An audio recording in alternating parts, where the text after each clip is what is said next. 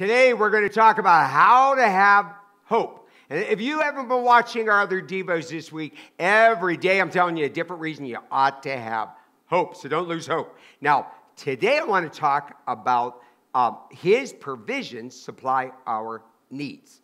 Okay, I know you have needs. I know there's something lacking in your life. It might be your health. It might be the concern of one of your kids or your parents. It might be financial problems. Hey, let me just tell you this. 80% of all people are having financial problems, and especially the day in which we live in. Now look here, Romans 8:32. Once again, He who did not spare His own Son, but gave Him up for us all. Do you hear that? God gave His Son. He loved you so much. He sent His Son down from heaven, and He gave Him up for us to save us. How will He not also with Him graciously give us all things? Do you see that? He said, what is it you need? It is an insult to God. It hurts God when we don't turn to Him and ask Him to help with our needs. Now, some of you that are listening to me, you pray for other people, but you don't pray for yourself. Do you know that's an insult to God? What that really is showing God is you think that you can do it yourself. Now, I know you're going to say to me, Pastor Mike, I don't mean it that way, but that's the way it looks to God. Now, when you come to God and you say, God, I got this need. I need you to provide. I need you to give me wisdom. You know, anytime I ever prayed for more money, God always gave me a plan. And I always wanted more money because I was trying to do something for my family. And so that's not a bad thing, but whatever it is, you just need to turn to the Lord today. Listen, facing it, your problem, facing it. That's the way to get through. So if you have a need, don't run from that need.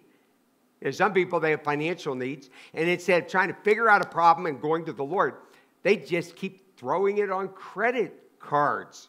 Somebody needed to hear that. Okay, you can't run from the problem. Don't just talk to other people about the problem. Go to the Lord. I mean, He wants to help you with your needs, and it makes Him feel good. And then when your needs are met, we just praise His name. Now listen, we have hope because God's going to help us with that. Now look in Philippians 4:19. Now my God, He's going to supply every need of yours according to His riches in glory in Christ Jesus. Now I got to tell you something. This promise here is not for everybody. The verses before it talks about this church and these people that love God and they gave to God and they sacrificed for God. He said, now because you do that, God says, I'm going to meet every one of your needs. Hey, do you want God to bless you? Do you want God to meet your needs? Then you better be obedient. You ought to be going to church. Keep doing what you're doing right now. I know you're doing the right thing because you're listening. Write down these verses. Carry around a verse that speaks to you in your heart, and you can read it throughout the day there. But listen, what I want you to do, I want you to stop stressing yourself out if God's going to provide. He's going to provide, and He's going to provide it just in His perfect timing. And you say, well, Pastor Mike, He hasn't provided yet. Our God shows up fashionably late. And He does it on purpose because He's testing you. Okay, so I want you to have hope that God is going to meet the need that you have right now. Now, there we go. Forgot that statement. You might want to jot that down. Okay, look with me now. 1 John 5:4.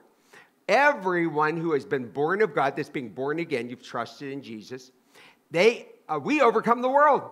And this is the victory. I like it. We have the victory that has overcome the world, and that is our faith. Now, you got a problem, and you can overcome that problem, and you're going to do it by your faith. So, stop wondering what's going to happen. I want you to trust in the Lord. I want you to say, this is it, God.